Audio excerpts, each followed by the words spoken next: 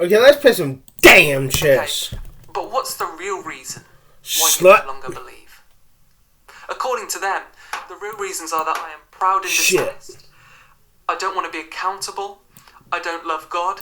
I only want to disprove things, and I'm bitter. The unfortunate reality for anyone who chooses to leave a high control group or a religiously devout and zealous Christian community is that you don't get to decide the reasons why you leave. Their religion does. I'm going to take each of those 5 claims that my family put forward as to why I left Christianity and assess whether there is any truth to them or not. And then I'm going to examine why there exists such a great chasm between the reasons I put forward as to why I left Christianity and the reasons that they claim are true. Harrison COVID is no longer one of Jehovah's Witnesses. Get that slutty bishop out of here. You have You your slut. preset, and that is your approach. In life, to progress in learning, a person needs the 3 H's: honesty, hunger, and humility.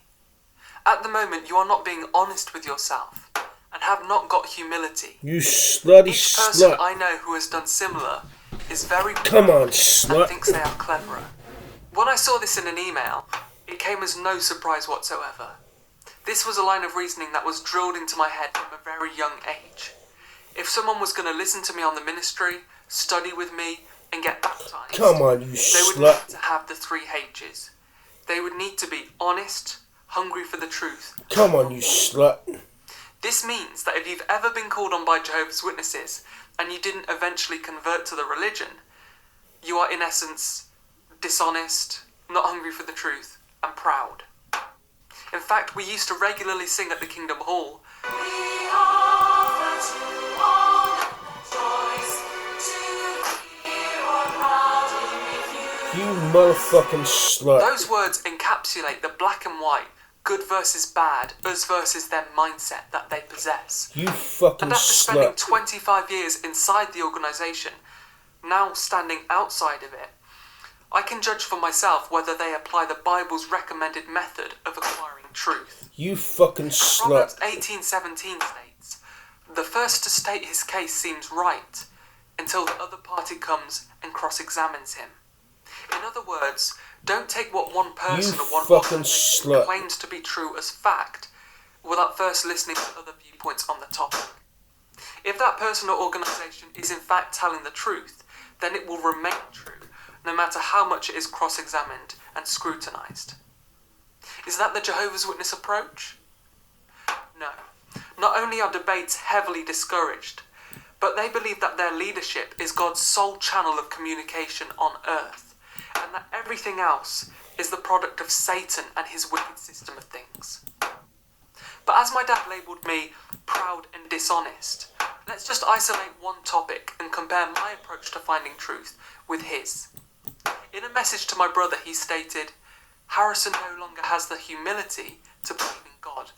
Unfortunately, this is another classic example of the black and white thinking that exists within a large part of Christianity. If you're a theist, then you're humble. If you're an atheist, you're automatically proud. Is that really true? Well, here is a selection of 5 books, many of which written by prominent Christian apologists, which I really enjoyed reading over the years.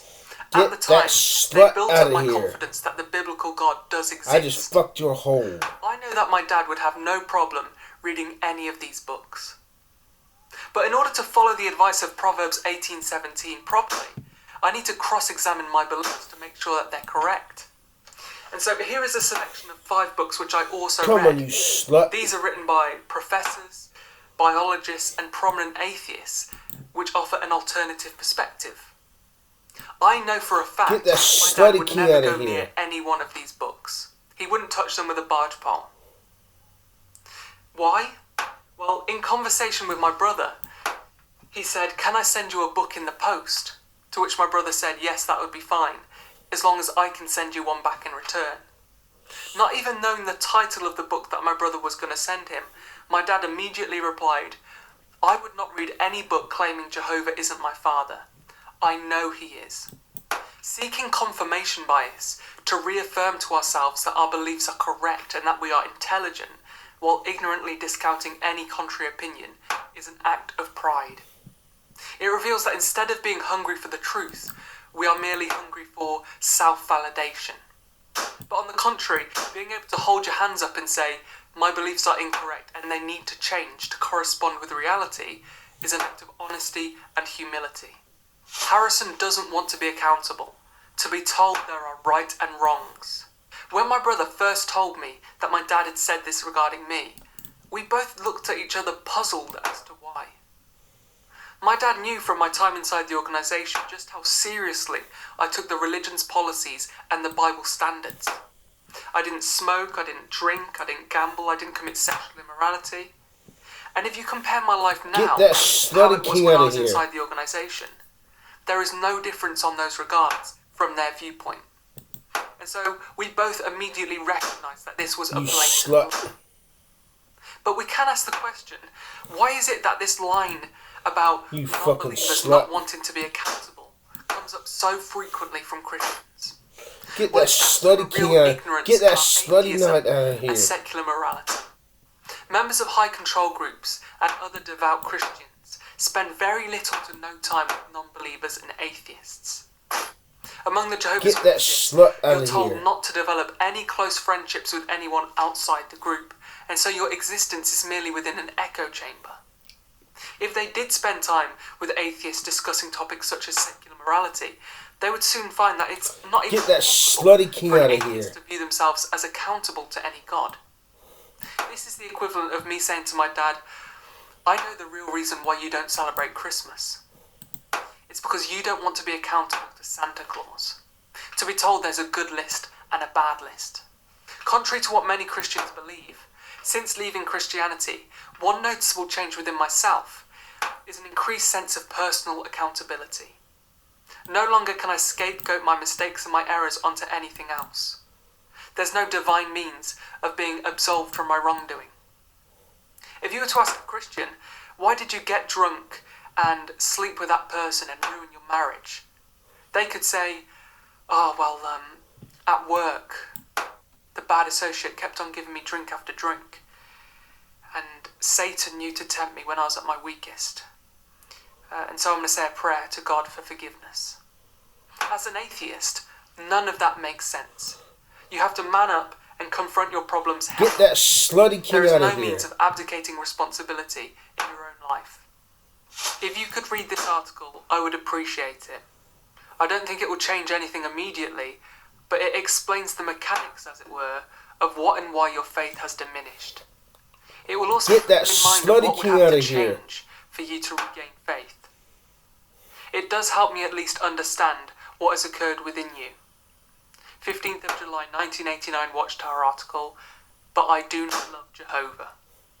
This is exactly what I was referring to at the outset, when I said that you don't get to decide the reasons why you leave Christianity. Their religion does. For the previous 14 months, I had been in a constant No. back and forth email interchange with Dad regarding my doubts. Topics had ranged from how long humans had been on the planet, Noah's Ark, the God of the Old Testament, evidence of design within the universe and on Earth, and personal experiences of God in our lives. But all of that equated to absolutely nothing, to zilch, because he had dug out an article from 1989, before I was even born, which told him exactly what was wrong with me. If I didn't realise it already, That was fucking at this stupid. point I then knew that all the physical, the emotional, the mental toll That was I'd pure exerted fucking and invested stupid. into encouraging him to become more Slut. open-minded and consider things from my viewpoint was entirely wasted.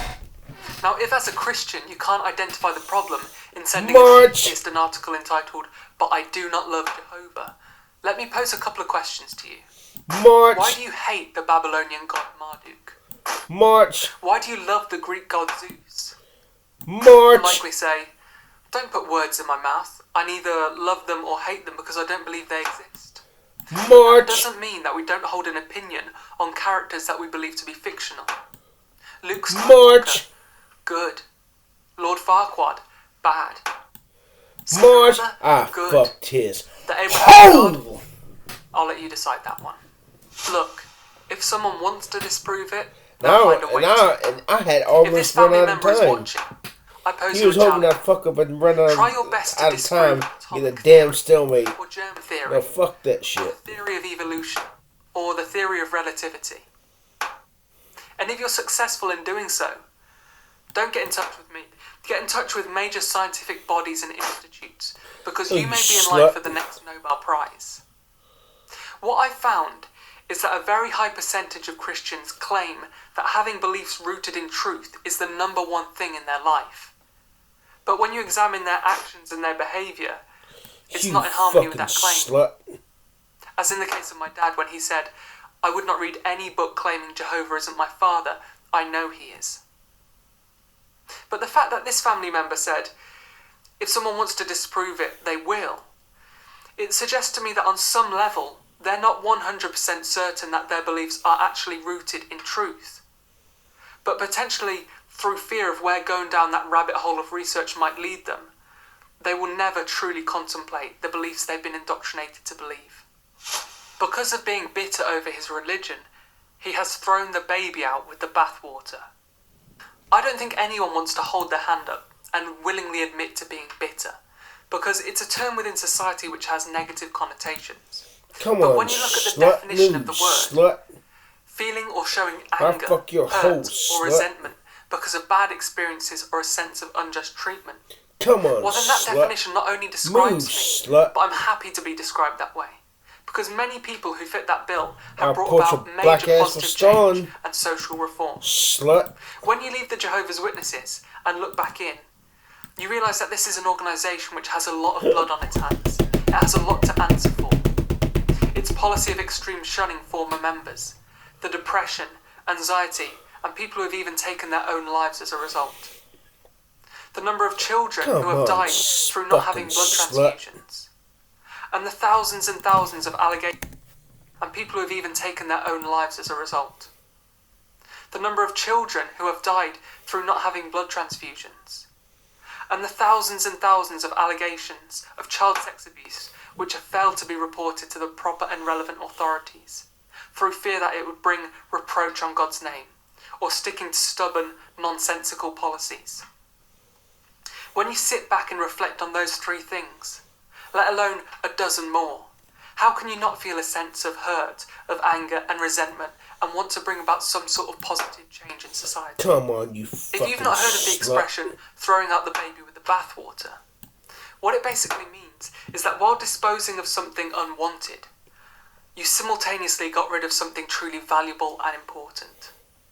And in this context, Come on, that would be slut. getting rid of the Jehovah's Witness religion, and at the same time losing the truly valuable and important Bible, Jesus, God, and my hope for the future. But when someone says this to me, which is surprisingly often, I find it to be both ignorant and insulting. Ignorant because it shows a real lack of knowledge of the process in which I arrived at my current beliefs.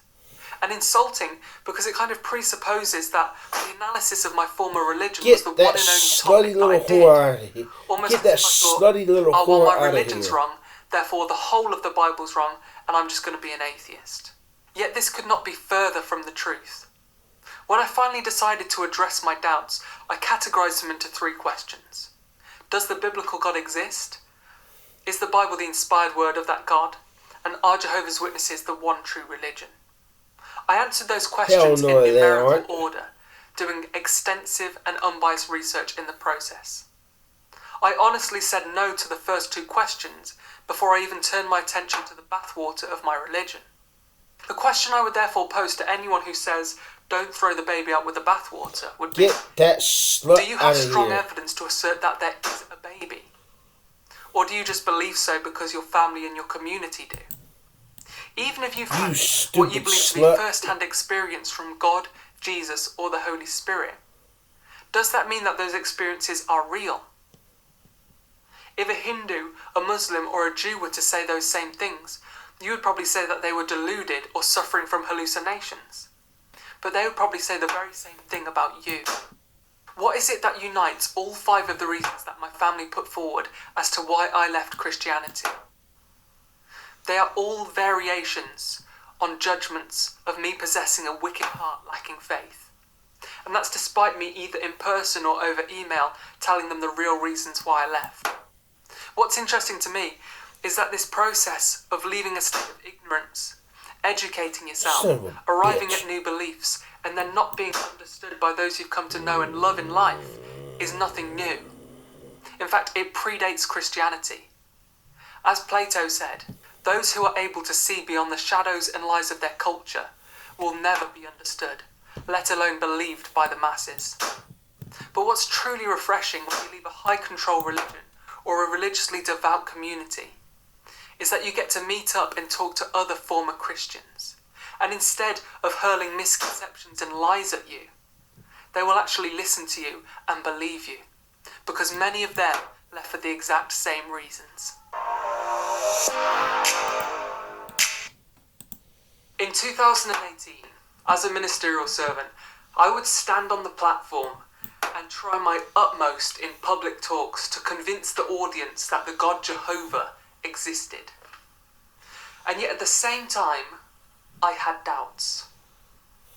And there was one doubt in particular, a doubt that had been lingering and festering inside me since childhood, which when I properly got to grips with it and researched it, would single-handedly shatter my belief in Jehovah's existence. Operation COVID is no longer one of Jehovah's Witnesses.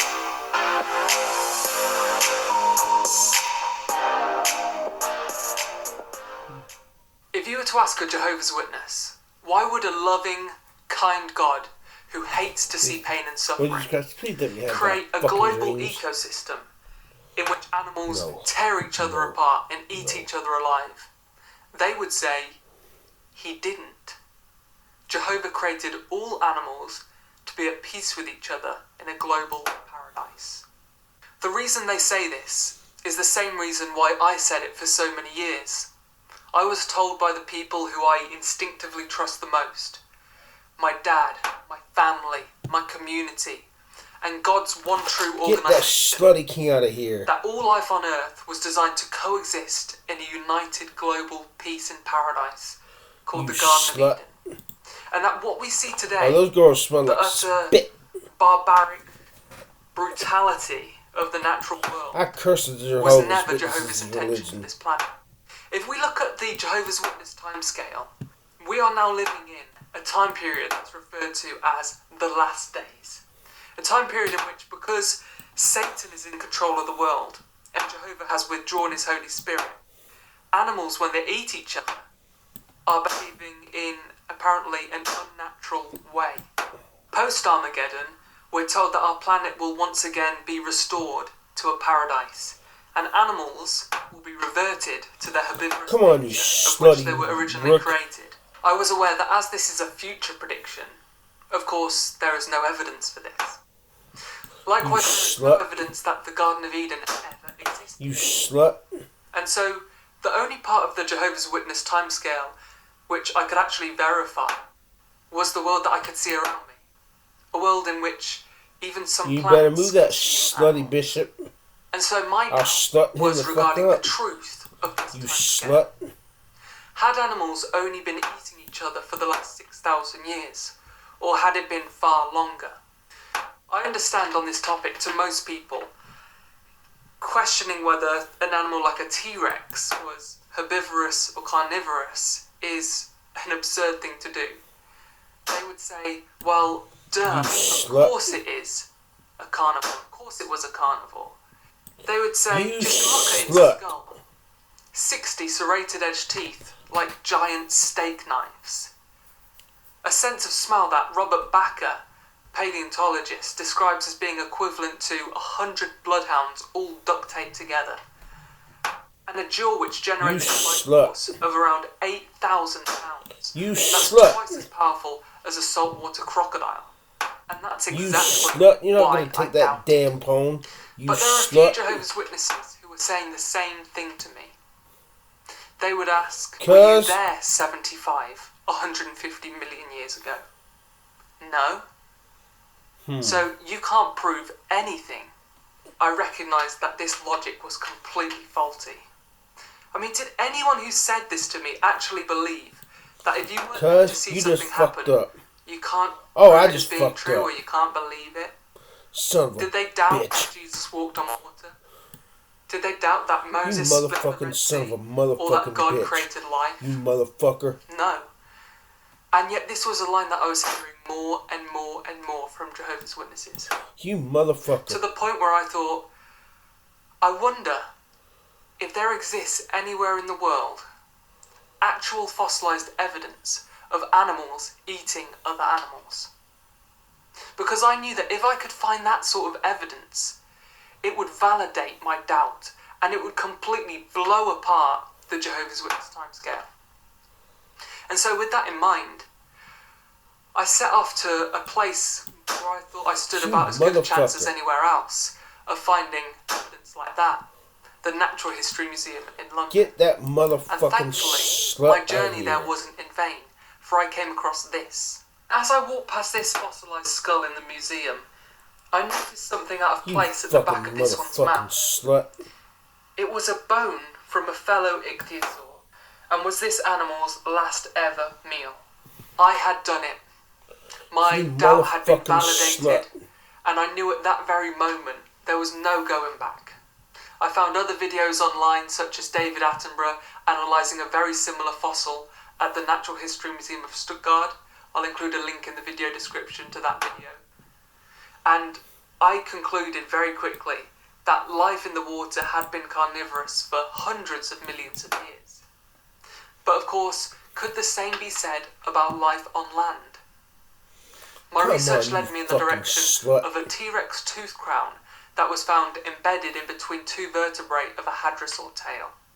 As there's healing around the tooth wound, paleontologists concluded that the hadrosaur not only survived the attack, but that it lived for years afterwards. This fossil showed beyond doubt that the T-Rex wasn't just a scavenger, but an active hunter.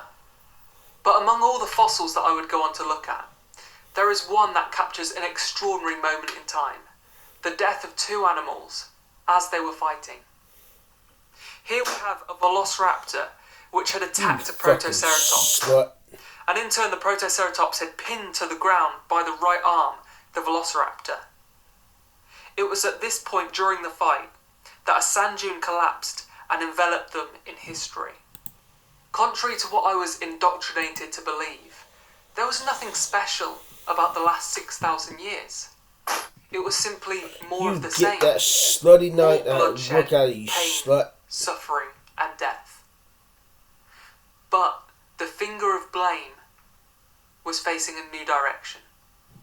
No longer could I blame Satan for why animals behave in such a barbaric and bloodthirsty manner. I remember growing up watching nature documentaries with my dad. Get And that there was always slutty two things that were slut guaranteed. out of here. First, whenever David Attenborough mentioned evolution, Dad would go, evolution. But more pertinent to this discussion, the second thing, whenever an animal got attacked or was killed, Dad would say, Satan's system. I knew I could no longer say that. If Jehovah created these animals in these ecosystems, the buck would have to stop with him. When that sunk in, I began You fucking thinking slut. about what sort of God would create these sort of food chains. And this need for blood. For example, I asked the question, whose side is Jehovah on? The You herbivores or the goddamn son of a carnivores? bitch. On the one hand, he creates ginormous killing machines with the need for blood You tools fucking to kill. slut. And on the other hand, he creates herbivores with excellent defensive design and also very powerful, strong attacking weapons themselves. The only logical conclusion that I could come up with is that if God created the earth and life upon it, it wasn't designed to be a peaceful paradise. He created it to be his very own Colosseum in space, where because of his omnipresence, he can tune in live to watch 24/7 death among millions of species. Having adequately debunked the teachings on the Jehovah's Witness timescale regarding the past and the present, I then turned my attention to the future, to a global paradise, to a world in which I was told that I could look forward to playing fetch with a cheetah, to brushing the teeth of a crocodile, and to swimming in a jacuzzi You of motherfucking slut. piranhas and jellyfish. I was looking forward to that world. And as I was looking through the Jehovah's Witness publications that depict the new system, there was one group of species of animal that was popping up more than any other. Cats. There were tigers and cheetahs and lions and more lions. I myself have 2 cats. And I know that Jehovah's Witnesses will say, well, there's your proof. See, they can live alongside you in peace, like they're originally intended to. But my doubt wasn't whether you can tame and domesticate animals over a lengthy period of time. My doubt was, according to your beliefs, Jehovah designed cats to be herbivorous. And yet when I offer my cats fresh vegetables, they say, no thanks. But when I offer them meat, they make noises like this. Let's remember that Jehovah's mission, when creating all 38 species of cats, slut. apparently, was to design them all to be herbivorous, and so that they wouldn't attack other animals on Earth. Now, I'm not sure about you, but slut. if that was my job, then the last thing I would do is give them razor-sharp retractable claws, piercing teeth, a metabolism, kidneys, intestinal tracts, which are all fine-tuned for eating other animals. I wouldn't design them so that instinctively, from just weeks of age, they want to catch, hunt, and kill anything that moves.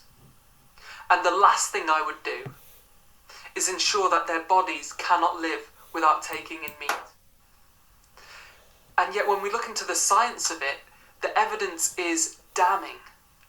Because there are around 20 amino acids and nutrients that a cat's body simply cannot naturally produce or synthesize from taking in vegetation.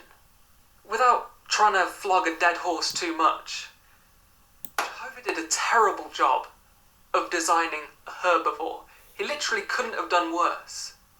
And so, if he wants cats to be in the new system, like all the literature says, then he needs to take all 38 species individually back into his design studio, edit them completely. Basically, we wouldn't be able to recognise them as cats anymore. And it was reasoning like this, with an elder in conversation, that led him to concede. Maybe, in the new system, animals will continue to eat other animals. Otherwise, some species would overpopulate the earth. But even if God created those animals to be like that, why does it matter? I almost fell off my chair when he said that to me. I thought, wow. For an elder to basically be saying, even if the whole JW timescale regarding animals is incorrect, even if the whole doctrine on the history of life on the earth is flat out wrong, why does it matter? Well, I'll tell you why it matters. Because that is not the God that you believe in. The God that you believe in is loving, kind, and hates to see pain and suffering. And yet, based on the evidence, it would suggest a God who is the exact antithesis to those things. One that loves to see bloodshed, pain, suffering, disease, starvation, and mass extinction, in which when we look back at history, 99% of all animals are now extinct. But worse than that, get that stupid, you stupid slut. That my best qualities, including my empathy for other humans and animals, was installed in me from Jehovah. You stupid slut. And so that when I watch video clips of animals being eaten alive and crying out in pain, and it hurts my head and it scars my heart, that Jehovah feels even worse. That he can't wait to rectify the situation. If now I was to believe that, it would be an absolute insult to my brain. When I look back and ponder why for so long, despite having this doubt lingering at the back of my mind, why I never properly addressed it and researched it, I believe the main reason was because when I'd raise questions with elders and circuit overseers, they would say things such as, do you need to know why Jehovah made them? Don't go beyond the things written. Remember, he only includes in the Bible what we need to make it to the new system. He will give you an answer in due time. As you'd imagine, the words of these men who I respected so much had a big impact on me. They almost made me feel guilty for even questioning the topic, and it definitely prevented me from doing further research and investigating it more. But it's only now, looking back, that I can truly understand why they were so desperate to shift the focus away from them, the organisation, and the Bible onto me. All these fucking And that's bishops. because the Bible is completely silent on the topic. But how does it make sense that humans have been on the planet 6,000 years and dinosaurs were on the planet 200 million years, and yet there's no mention of them at all in the scriptures? Well, it only doesn't make sense if you view the Bible as the inspired word of God. If you change perspective and view it as the words of people living thousands of years ago with no understanding of modern paleontology and without supernatural inspiration, then the silence we find on the topic is exactly what you would expect. However, just think about the implications if Jehovah actually inspired the Bible. Because Jehovah's Witnesses will be very quick to tell you that Jehovah used his foreknowledge to prophesy events which are happening today and will happen very shortly in future. The global preaching work, characteristics of people of the last days, cry of peace and security, ban on religion, etc. Jehovah knew all of this was going to happen, which would also mean that Jehovah knew that the fossil record would be unearthed and openly exposed for all of us to see. That it would lead many ones, myself included, into having doubts on the topic, to leaving his one true organisation, and then in turn being killed by him at Armageddon. And yet he still chose to be silent on the topic. The last time I met with a couple of elders, I took along with me this folder. A folder that just contained two things. First, my letter of disassociation, and also pictures of the three fossils that display carnivorous behaviour before 6,000 years ago. And so I asked them, are fossils apostasy? To which gratefully they said no. So then I asked, well, what do you make of these? You know, I wanted their honest opinion. Did it influence their belief system in any way? And you should have seen the reaction of the one elder when I handed it to him. It was like I just took a decapitated human head out of a bag and passed it over. He was truly disgusted by it. Carl Sagan describes his reaction as one of the saddest lessons of history. He says, if we've been bamboozled long enough, we tend to reject any evidence of the bamboozle. We're no longer interested in finding out the truth. Rather than analysing the evidence with an open mind and being willing to allow your beliefs to be moulded by the evidence itself, it was far easier for him to just say, no, nonsense, Satan, apostasy, not interested. But for me, this was the first topic in which I had to hold my hands up and say, I am wrong. My beliefs are incorrect and they need to change. For so long, my mind was under that cult mind control of thinking that anything that exists outside of the organisation that I belong to may be contaminated by Satan. That truth only exists in the bubble of which I'm confined to. And yet, although this was just one topic, my mind had completely escaped that mental programming. I would go on to ask more, to research more, and to discover that there were many, many things that I considered to be fact, but were in fact nothing more than just fiction.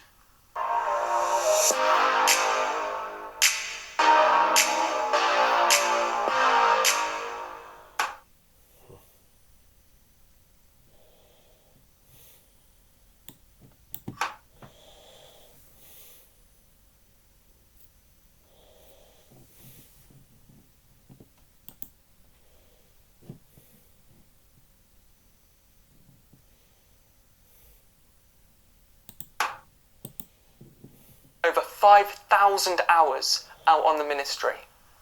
The overwhelming majority of people know that Jehovah's Witnesses are trying to leave magazines, trying to start spiritual conversations, with the eventual goal being conversion and baptism.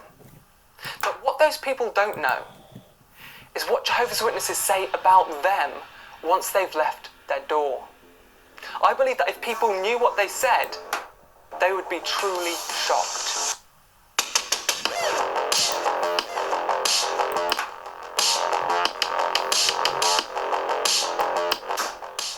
Come on, you slut. It's important to state here that everything that Matt and I say in these clips after the door are either expressions that we ourselves said or statements that we heard other Jehovah's Witnesses say while out on the ministry. While we didn't set out with the intention of making any of these clips actively humorous, that seemed to be the natural byproduct. As the saying goes, comedy is tragedy plus time.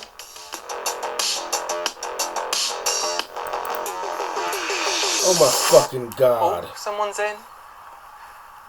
Hello? Speak up a bit. Hello? Get Leave my that delivery back slutty by the little door, whore out please. of here. Delivery. Did you want us to leave our magazine by the back door? Come on, you Oh, I slut. thought you were my delivery. No, Matthew and I are leaving a magazine with you and your neighbours today. Neighbours? I don't have any neighbours. Well, the people who live closest Get to that us down slutty the out of lanes. you, slut. In a world which is full of such bad news, wickedness and suffering, we're offering people opportunity to have some good news. Oh, no. Are you Jehovah's? Yeah, we're a couple of local Jehovah's Witnesses. No. My husband maintains the gardens at the local church, so we're quite happy. Thank you. Have a good day. I mean, Harrison, look at all of this. The house, the gardens. I mean, there's enough room for a swimming pool and a five-a-side football match for the brothers when I invite them over for a barbecue. Get that On a slutty day whore like out of today, here. could you imagine how nice that would be? Incredible. But Matthew 6:24, you cannot slave for two masters. For love the one, hate the other. We must slave only for Jehovah. But she didn't deserve any of this. This garden, the house, the chickens, the scenery, it'll all be mine in the new system. But wait, it was going to be mine. Harrison, can we flip a coin for it? The entire narrative that we hear growing up as a Jehovah's Witness is you need to learn to be content. Don't strive to attain lots of material possessions in this system. Don't be materialistic. But is this clip tapping into the real materialism that the vast majority of humans have? Well, I think it does shine an interesting spotlight, that whole clip there, really. And it kind of asks the question, is, one of the seven deadly sins, is greed in itself bad? Do we feel it? Do we indulge it in, the Jehovah's Witness culture? And the truth is, we do indulge it. I know that we try to obfuscate it. We say it's wrong, it's bad. But it's truly not, because at the end of the day, slut. we're showing up, to a luxury property or a nice place, and we're visualising. It's like, don't worry, Jehovah, he's going to come in. He's going to decimate Earth's population, and then run it and I can indulge I and fucked hijack all his of the wealth hole. of a genocided population. I can jump into the Porsche 911, Get that slutty king out of you, slut. run over the cadaver in the drive, and off into the sunset for all of eternity. And I've done nothing to work for it. You're tapping into a very interesting layer there. It's almost like a pack of vultures in the trees looking down on a very aged lion that's taking its last steps before then keeling over and dying. And they all just... Yeah, we do that fucking bitch. Slut. Sense of contentment, lack of materialism. It's only a thin veil. And when you remove the veil, you realise that it's just a mask to hide the real ugly nature of their own humanity. Yes, exactly. Because I mean, if not being materialistic was truly inculcated into their being, me and you would have strutted up to that property and we would have been disgusted. We'd have been like, look at this materialistic lifestyle. This needs to be done away with. Let's knock it all down, build ourselves a couple of single-story mud huts and defecate in the grass. But that's simply not the case, and that's not the picture that's depicted. But that's... It's only a thin veil. And when you remove the veil, you realise that it's just a mask to hide the real ugly nature of their own humanity. Yes, exactly, because I mean... God damn it. Not being materialistic was truly inculcated into their being. Me and you would have strutted up to that property and we would have been disgusted. Into their being, me and you would have strutted up to that property and we would have been disgusted. We'd have been like, look at this materialistic lifestyle. This needs to be done away with. Let's knock it all down, build ourselves a couple of single-story into their being. Me and you would have strutted up to that property and we would have been disgusted. We'd have been like, look at this materialistic lifestyle. This needs to be done away with. Let's knock it all down, build ourselves a couple of single-story mud huts and defecate in the grass. But that's simply not the case, and that's not the picture that's depicted in paradise, is it? We're all wearing clothes, chinos. Everyone's got a pair of chinos. How is it being made? We're not visualizing a simple life for ourselves.